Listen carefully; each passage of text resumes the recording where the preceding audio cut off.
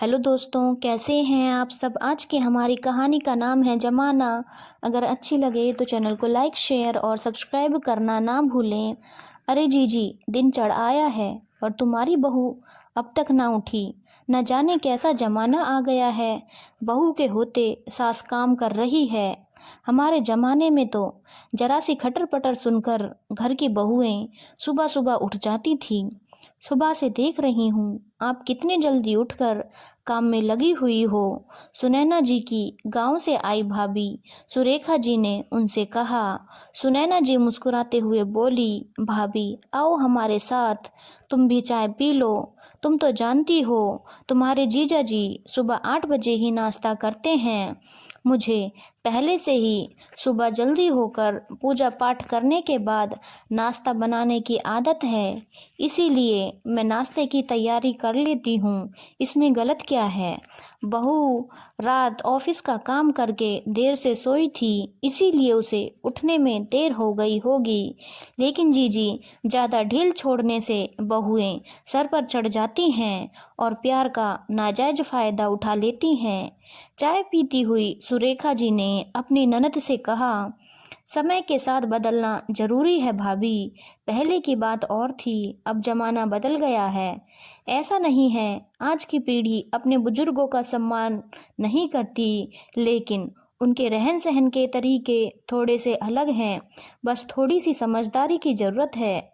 सुनैना जी के पति उमेश जी ने कहा।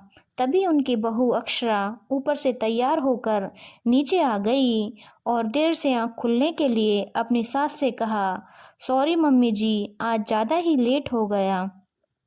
अक्षरा ने तीनों के चरण स्पर्श भी किए। सुनैना जी ने कहा, कोई बात नहीं बेटा, तुम देर से भी तो सोई थी। हम तीनों ने नाश्ता कर लिया है और तुम्हारा नाश्ता बना हुआ रखा है, बस तुम चाय बना लो। अरे अक्षरा, तुम्हारी तो लॉटरी लग गई, जो ऐसा ससुराल मिला है और हमारी जीजी जैसी सास मिली है। तुम्हें बिल्कुल सही कह रही हो मामी जी आप। सुनैना जी के गले में बाहें डालती हुई अक्षरा ने कहा और थोड़ी देर बाद ही चाय बनाकर ले आई। सुनैना जी को फीकी चाय देते हुए अक्षरा बोली, मम्मी जी, मैं आपकी फीकी चाय बनाई हूँ। मुझे पता है आपने सबके साथ मीठी चाय पी होगी। अरे अब क्या तुम जीजी के खाने पीने पर भी रोक टोक लगाओगी। हमारे जीजा जी ने तो कभी नहीं टोका जीजी को किसी चीज़ के लिए। बस मुंह से निकलने की देर थी, सब कुछ हाजिर हो जाता था जीजी के लिए। जब से जीजी का ब्याह हुआ है तब से देख रही हूँ। 2 दिन पहले ही तुम्हारी ननद की शुगर चेक करवाई थी, शुगर लेवल हाई है, इसीलिए अक्षरा उन्हें फीकी चाय देती है। उमेश जी जवाब देते हुए बोले।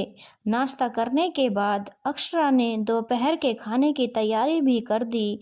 तभी सुनैना जी के फ़ोन पर उनकी काम वाली बाई का फ़ोन आता है। वह आने के लिए मना कर रही थी। सफाई और बर्तन सब कुछ पड़ा हुआ था। मम्मी जी, मैं आधे दिन की छुट्टी ले लूँगी, आपसे अकेले सब कुछ नहीं हो पाएगा। अक्षरा ने फटाक से सिंक में पड़े हुए सारे बर्तन साफ कर दिए। अरे बहू, तुम ऑफिस के लिए तैयार हो जाओ, बाकी बचा हुआ काम मैं खुद देख लूँगी।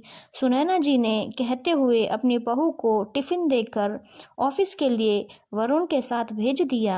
अक्षरा के ऑफिस जाने के बाद सुरेखा जी अपनी ननद से बोली, तुम्हारे सीधेपन का फ़ायदा उठा रही है तुम्हारी बहू। आजकल की लड़कियों को आप नहीं जानती हो, मीठा बोल बोल कर सारा काम निकलवाना जानती हैं। उसने मुझसे कुछ करने को कहाँ कहाँ भाभी, वह तो छुट्टी लेने के लिए कह रही थी। मैंने ही उसे छुट्टी लेने से मना किया था। नौकरी तो मेरी बहू भी करती है, लेकिन मैं तो इतना ना दब कर रह सकती। तभी तो आप अकेली रही हैं भाभी।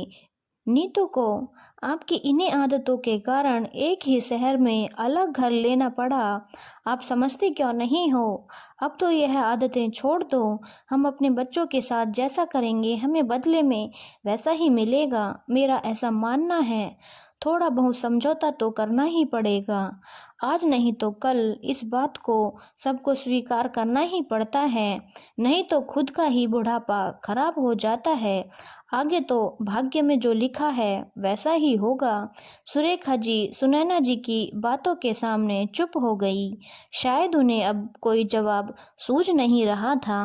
धन्यवाद दोस्तों। अगर आपको कहानी अच्छी लगी हो तो चैनल को लाइक शेयर और सब्सक्राइब करना ना भूलें।